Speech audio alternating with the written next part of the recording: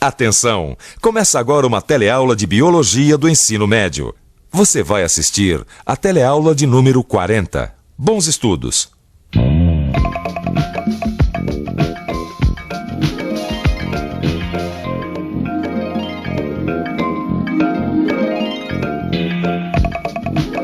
Edivaldo é pescador. Depois de um dia inteiro no mar, a rede vem cheia de siris, camarões, mariscos e peixes. E aí, Edivaldo já garantiu o jantar de hoje.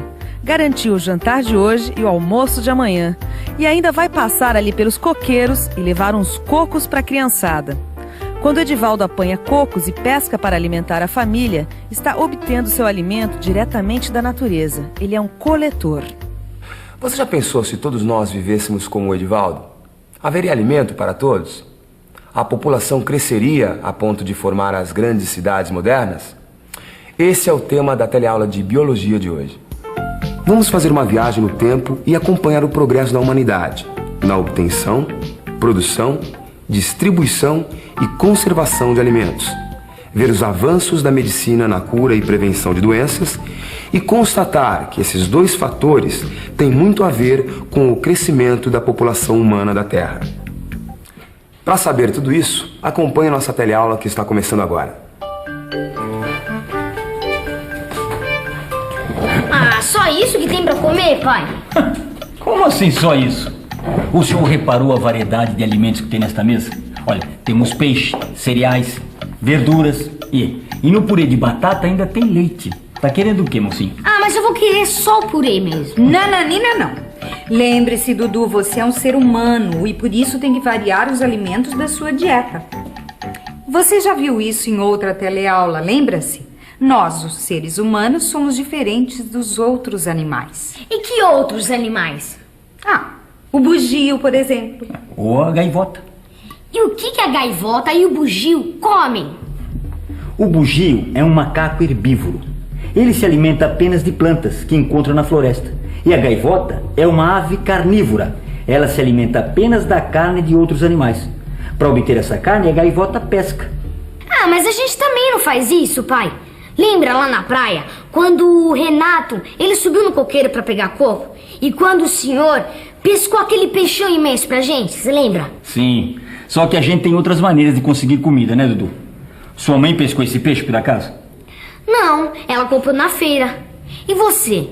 Conhece outras formas de conseguir alimento? O que você faz quando você precisa de frutas e legumes? Eu vou à feira. No açougue, né? Eu vou ao supermercado e compro. Vai mais sacolão. O ser humano consegue os seus alimentos básicos de diversas formas. Criação de animais para abate, plantação de frutas e verduras em larga escala, industrialização de cereais ou fabricação de laticínios. Mas nem sempre foi assim. A busca do alimento fez com que os seres humanos, durante a maior parte de sua existência, fossem nômades. Nômades são tribos ou povos que não se fixam no mesmo lugar durante muito tempo e estão sempre se deslocando em busca de alimento. O homem nômade era coletor e caçador. Se alimentava de vários animais, raízes, folhas, frutos e mel. Quando os alimentos ficavam escassos, se mudava para outro lugar. Viu que vida dura, Dudu?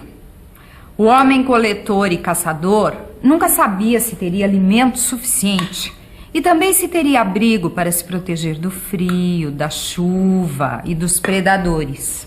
E gastavam muito tempo e energia com isso, como o bugio e a gaivota fazem até hoje. E quando o homem caçador e coletor não encontrava alimento e abrigo? Aí vinha um período de fome e muita gente morria. Era muito difícil criar os filhos nessas condições. A incerteza de encontrar alimento e a necessidade constante de deslocamento dificultavam a criação e a sobrevivência das crianças. Os filhotes dos seres humanos dependem inteiramente dos adultos. Não são capazes de obter seu próprio alimento, encontrar abrigo ou se defender. Durante esse tempo, os pais têm que ser responsáveis pela alimentação e defesa dos filhotes. Além disso, na espécie humana, a dependência das crianças se prolonga por muitos anos. E as necessidades alimentares também são maiores nas crianças do que nos adultos. Proporcionalmente, o organismo delas necessita de uma quantidade diária maior de proteína do que o dos adultos, porque elas estão em fase de crescimento. Incerteza de encontrar alimento, incerteza de encontrar abrigo, dependência e fragilidade das crianças, resultando num alto índice de mortalidade infantil. Juntando tudo isso, dá para concluir que durante o período da história em que o homem era caçador e coletor, a população humana era muito pequena. Com o tempo, esse modo de vida se alterou. De coletor, o homem passou a ser agricultor. Fixou-se em territórios onde pudesse plantar e criar animais. A sua dependência do ecossistema diminuiu e o homem pôde se dedicar à construção de abrigos mais permanentes e seguros. A habitação fixa tornou mais complexas as relações sociais. Se aprimorou a produção de instrumentos e utensílios como estes aqui, para facilitar a caça, o cultivo da terra e a preparação dos alimentos. Com maior disponibilidade de alimento e o aparecimento de novas exigências, os seres humanos foram desenvolvendo outras habilidades. Nem todos faziam as mesmas tarefas. Enquanto muitos plantavam, outros criavam animais. Alguns produziam ferramentas, ou curavam doenças, ou construíam casas. Com essa estrutura, a população humana aumentou muito. No último século, houve uma explosão demográfica, ou seja, um aumento excessivo da população em pouco tempo. A industrialização e o desenvolvimento acelerado da tecnologia contribuíram para essa explosão.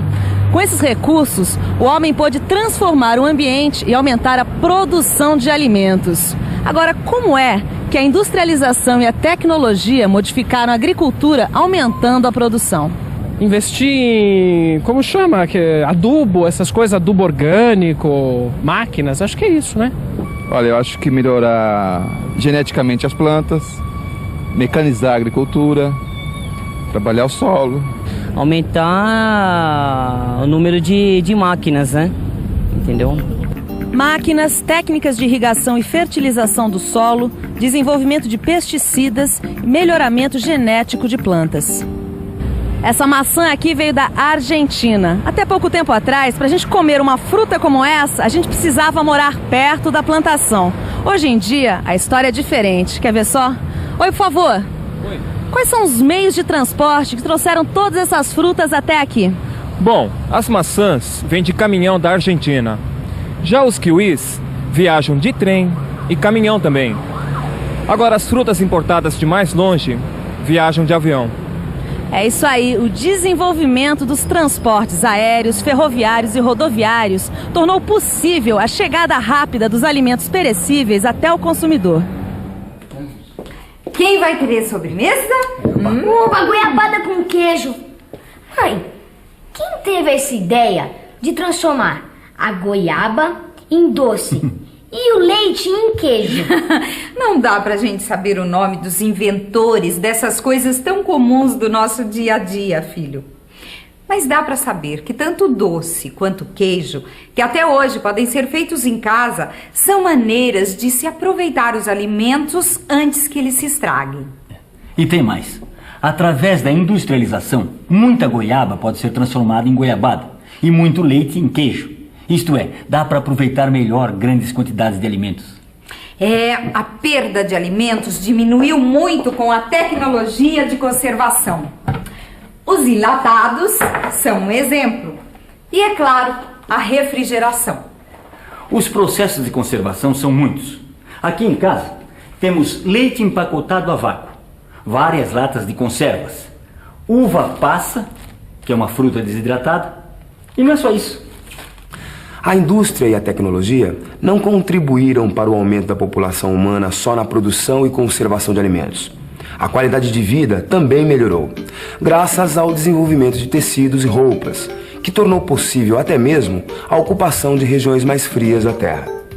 Além disso, o avanço nas técnicas de construção civil permitiu um melhor aproveitamento do espaço nas grandes cidades, como a construção de edifícios. Além dos avanços que você acabou de ver, a ciência, principalmente na área da medicina, contribuiu para diminuir a mortalidade da população. As descobertas na medicina contribuíram para prevenir e para curar as doenças. Você se lembra de alguma?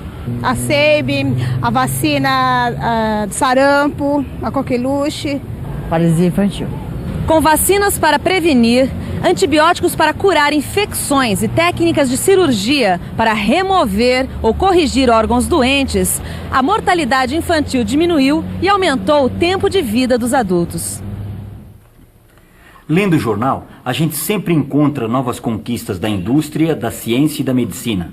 Pode-se diminuir a mortalidade, pode-se controlar a natalidade, pode-se viver melhor. Mas também lendo o jornal, nós podemos ver que essas mudanças não atingem toda a população humana.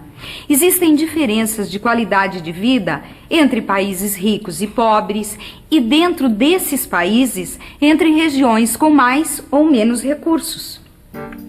Parte da população ainda sofre de doenças que já têm cura e prevenção. Sem recursos suficientes, come mal, mora mal e se veste mal. Porque a população do mundo inteiro não pode aproveitar os avanços da industrialização da ciência e da medicina. Não, o problema é o custo, entendeu? Que é muito alto. E se existem várias dificuldades com a questão de sobrevivência pela parte econômica, como que vai ter acesso a esses remédios? Se você não tiver condições financeiras de pagar uma assistência médica, de cuidar da sua saúde, realmente a gente não pode contar com o governo. Esta realidade é consequência da má distribuição de recursos. As camadas mais pobres da população não podem desfrutar dos dois fatores mais importantes do aumento da população humana: os avanços da medicina na cura e prevenção de doenças e o aumento da produção, distribuição e conservação dos alimentos. A essa altura você deve estar pensando, mas o que todas essas alterações no modo de vida têm a ver com o Edivaldo, aquele pescador que apareceu no começo da teleaula?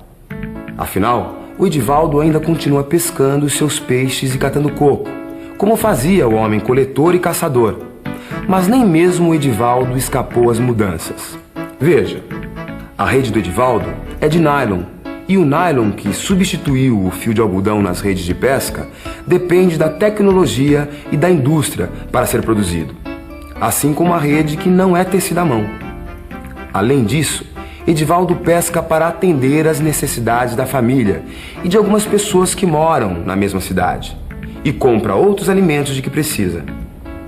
Quem mora longe do mar depende da tecnologia, que permite a refrigeração e o transporte para poder saborear um belo peixe.